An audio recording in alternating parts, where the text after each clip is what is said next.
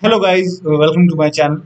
Today in this video I'm going to show you how to install or reinstall Microsoft Visual C++, Visual Studio 2015, 17, 19 and 22 on your Windows 11 or Windows 10 computer.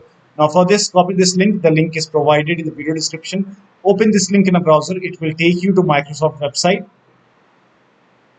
Now over here you can see Visual Studio 2015, 17, 19, 20, 19 and 22.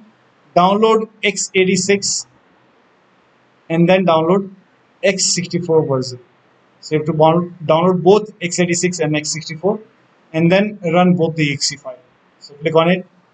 Now if you see the repair option, click on repair.